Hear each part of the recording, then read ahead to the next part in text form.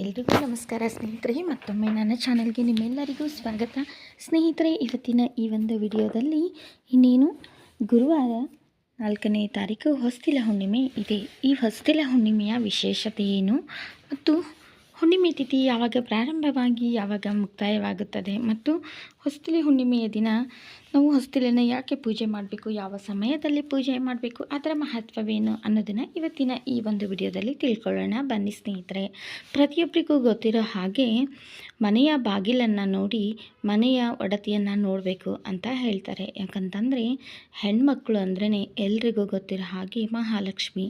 ಹಾಗೆ ಮನೆಯ ಮಹಾಲಕ್ಷ್ಮಿಯು ಸಹ ಹೊಸ್ತಿಲಲ್ಲಿ ನೆಲೆಸಿರ್ತಾಳೆ ಅಂತ ಹೇಳ್ತಾರೆ. ನಮ್ಮ ಹಿಂದೂ ಸಂಪ್ರದಾಯದಲ್ಲಿ ಪ್ರತಿಯೊಬ್ಬ ಹೆಣ್ಣುಮಕ್ಕಳು ಸಹ ಬೆಳಗ್ಗೆ ಎದ್ದ ತಕ್ಷಣ ಮೊದಲಿಗೆ ಮಾಡುವಂಥ ಕೆಲಸ ಅಂದರೆ ಮನೆಯ ಬಾಗಿಲನ್ನು ಗುಡಿಸಿ ಸಾರಿಸಿ ರಂಗೋಲಿಯನ್ನು ಹಾಕಿ ಹೊಸ್ತಿಲನ್ನು ಪೂಜೆ ಮಾಡೋದು ಮೊದಲ ಕೆಲಸ ಮತ್ತು ಕರ್ತವ್ಯ ಅಂತಲೂ ಹೇಳ್ಬೋದು. ಯಾಕಂತಂದರೆ ಮನೆಗೆ ಮಹಾಲಕ್ಷ್ಮಿ ಬರೋದು ಮನೆಯ ಹೊಸ್ತಿಲಿನಿಂದ ಅಂತ ಹೇಳ್ತಾರೆ. ಹಾಗಾಗಿ ಮೊದಲಿಗೆ ನಾವು ಬೆಳಗ್ಗೆ ಮಾಡುವಂಥ ಕೆಲಸ ಈ ಒಂದು ಹೊಸ್ತಿಲ ಪೂಜೆ. ಹಾಗಾಗಿ ಈ ಒಂದು ಹುಣ್ಣಿಮೆಯನ್ನು ನಾವು ಹೊಸ್ತಿಲ ಹುಣ್ಣಿಮೆ ಅಂತ ಕರೀತಾರೆ. ಮತ್ತು ಈ ಹುಣ್ಣಿಮೆಯ ವಿಶೇಷತೆ ಏನು ಅಂತಂದರೆ ವರ್ಷದಲ್ಲಿ ಬರುವಂಥ ಎಲ್ಲ ಹುಣ್ಣಿಮೆಗಳಿಗಿಂತಲೂ ಈ ಹುಣ್ಣಿಮೆಯ ದಿನ ವಿಶೇಷವಾಗಿ ನಾವು ಹೊಸ್ತಿಲಿಗೆ ಪೂಜೆಯನ್ನು ಮಾಡಿ ತಾಂಬೂಲ ನೈವೇದ್ಯವನ್ನು ಅರ್ಪಿಸಿ ಧೂಪ ದೀಪ ಆರತಿಯನ್ನೆಲ್ಲ ಮಾಡ್ತೀವಿ ಸ್ನೇಹಿತರೆ. ಇದನ್ನೆಲ್ಲ ಪ್ರತಿದಿನವೂ ಮಾಡ್ತೀವಿ ಅಂದ್ಕೊಳ್ಳಿ. ಆದರೆ ಈ ದಿನ ಮುಖ್ಯವಾಗಿ ನಾವು ಹೊಸ್ತಿಲಿಗೆ ತಾಂಬೂಲ ನೈವೇದ್ಯವನ್ನು ಇಟ್ಟು ಪ್ರಾರ್ಥನೆಯನ್ನು ಮಾಡಿ ಪೂಜೆಯನ್ನು ಸಲ್ಲಿಸೋದು ಕೆಲವೊಂದು ಕಡೆ ನಡ್ಕೊಂಡು ಬಂದಿರುವಂಥ ಪದ್ಧತಿ.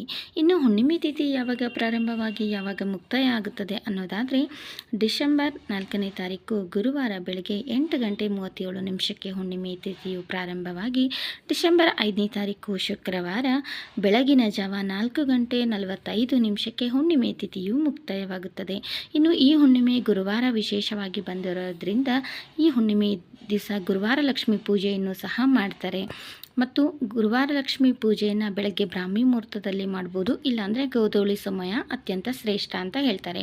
ಮತ್ತು ಈ ಹೊಸ್ತಿಲ ಹುಣ್ಣಿಮೆಯ ದಿವಸ ನಮಗೆ ಹುಣ್ಣಿಮೆ ತಿಥಿಯು ಬೆಳಗ್ಗೆ ಸೂರ್ಯೋದಯ ಆದ ನಂತರ ಪ್ರಾರಂಭವಾಗೋದ್ರಿಂದ ನಾವು ಸಾಯಂಕಾಲ ಗೋಧೂಳಿ ಸಮಯದಲ್ಲಿ ಹೊಸ್ತಿಲ ಪೂಜೆಯನ್ನು ಮಾಡೋದು ತುಂಬಾ ಶ್ರೇಷ್ಠ ಅಂತ ಹೇಳ್ತಾರೆ ಸ್ನೇಹಿತರೆ. ಇನ್ನು ಆ ದಿನ ಸರಳವಾಗಿ ಹೊಸ್ತಿಲಿಗೆ ತೊಳೆದು ಗೋಮೂತ್ರದಿಂದ ಹೊಸ್ತಿಲನ್ನು ತೊಳೆದು ಅದಕ್ಕೆ ಅರಿಶಿಣದಿಂದ ಹೊಸ್ತಿಲನ್ನು ಒಂದು ಸರ್ತಿ ಸಾರಿಸಿ ಅರಿಶಿಣ ಕುಂಕುಮ ಅಕ್ಷತೆ ಗಂಧ ಹೂವು ಎಲ್ಲವನ್ನು ಇಟ್ಟು ಸರಳವಾಗಿ ನೈವೇದ್ಯವನ್ನಿಟ್ಟು ಹಣ್ಣು 2 ಬಾಳೆಹಣ್ಣು ತಾಂಬೂಲವನ್ನು ಇಟ್ಟು ಪೂಜೆಯನ್ನು ಮಾಡ್ಬೋದು. ಅಥವಾ ನೀವು ಅಡುಗೆ ನೈವೇದ್ಯ ಮಾಡ್ತೀನಂದ್ರೆ ಸರಳವಾಗಿ ದೀಪ ಧೂಪವನ್ನೆಲ್ಲ ತೋರಿಸಿ ಹೊಸ್ತಿಲಿಗೆ ಪೂಜೆಯನ್ನು ಮಾಡಿದರೆ ಮಹಾಲಕ್ಷ್ಮಿ ಮನೆ ಒಳಗೆ ಬರ್ತಾಳೆ ಅನ್ನೋದು ನಮ್ಮ ಹಿರಿಯರು ನಡೆಸಿಕೊಂಡು ಬಂದಿರುವಂಥ ಒಂದು ಸಂಪ್ರದಾಯ ಸ್ನೇಹಿತರೆ. ಇನ್ನೂ ಅಷ್ಟೇ ಅಲ್ಲದೆ ಆ ದಿನ ವಿಶೇಷವಾಗಿ ಗುರುವಾರ ಮಹಾಲಕ್ಷ್ಮಿ ಪೂಜೆಯನ್ನು ಮಾಡ್ತಾರೆ, ಗುರುರಾಯರ ಆರಾಧನೆಯನ್ನು ಮಾಡ್ತಾರೆ. ಇನ್ನು ಅಷ್ಟೇ ಅಲ್ಲದೆ ಆ ದಿನ ಗುರು ದತ್ತಾತ್ರೇಯರ ಜಯಂತಿಯೂ ಸಹ ಇದೆ. ಇನ್ನು ಗುರುವಾರ ವಿಶೇಷವಾಗಿ ಮಾರ್ಗಶಿರ ಗುರುವಾರ ಬಂದಿರೋದ್ರಿಂದ ರಾಯರ ಆರಾಧನೆ, ಸಾಯಿಬಾಬಾ ಆರಾಧನೆ ಮತ್ತು ದತ್ತಾತ್ರೇಯ ಸ್ವಾಮಿಯ ಆರಾಧನೆ, ವಿಶೇಷವಾಗಿ ಮಹಾಲಕ್ಷ್ಮಿಯ ಆರಾಧನೆಯನ್ನು ಸಹ ಮಾಡ್ತೀವಿ ಸ್ನೇಹಿತರೆ.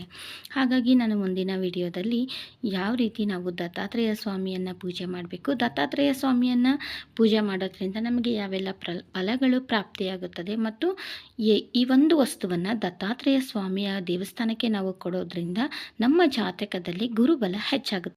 ಯಾವ ವಸ್ತುವನ್ನು ದೇವಸ್ಥಾನಕ್ಕೆ ಆ ದಿನ ದತ್ತಾತ್ರೇಯ ಸ್ವಾಮಿ ದೇವಸ್ಥಾನಕ್ಕೆ ಕೊಡಬೇಕು ಮತ್ತು ದತ್ತಾತ್ರೇಯ ಸ್ವಾಮಿಯ ಒಂದು ಅವತಾರದ ಹಿಂದಿರುವ ಕಥೆ ಏನು ಮತ್ತು ಅದರ ಒಂದು ಸಂಪೂರ್ಣ ಮಾಹಿತಿಯನ್ನು ಮುಂದಿನ ವಿಡಿಯೋದಲ್ಲಿ ತಿಳಿಸ್ಕೊಡ್ತೀನಿ ಸ್ನೇಹಿತರೆ. ಈ ವಿಡಿಯೋ ನಿಮ್ಗೆ ಇಷ್ಟ ಆಗಿದರೆ ಈ ವಿಡಿಯೋಗೆ ಒಂದು ಲೈಕ್ ಮಾಡಿ ಹಾಗೂ ಶೇರ್ ಮಾಡಿ ಅಂತ ಹೇಳ್ತಾ, ಹೊಸಬ್ರು ಯಾರಾದರೂ ನನ್ನ ಚಾನಲ್ನ ನೋಡ್ತಾ ಇದ್ದರೆ ಪ್ಲೀಸ್ ದಯವಿಟ್ಟು ಸಬ್ಸ್ಕ್ರೈಬ್ ಮಾಡಿಕೊಂಡು ಸಪೋರ್ಟ್ ಮಾಡಿ ಸ್ನೇಹಿತರೆ. ಆದಷ್ಟು ವಿಡಿಯೋಗಳನ್ನ ಶೇರ್ ಮಾಡಿ, ಲೈಕ್ ಮಾಡಿ ಹಾಗೂ ನಿಮ್ಮ ಅನಿಸಿಕೆ ಅಭಿಪ್ರಾಯಗಳನ್ನ ಕಮೆಂಟ್ ಮುಖಾಂತರ ಕಮೆಂಟ್ ಮಾಡಿ. ಮತ್ತೊಂದು ಒಳ್ಳೆಯ ಇಂಟ್ರೆಸ್ಟಿಂಗ್ ಮಾಹಿತಿಯೊಂದಿಗೆ ನಾನು ಮತ್ತೆ ಸಿಗ್ತೀನಿ.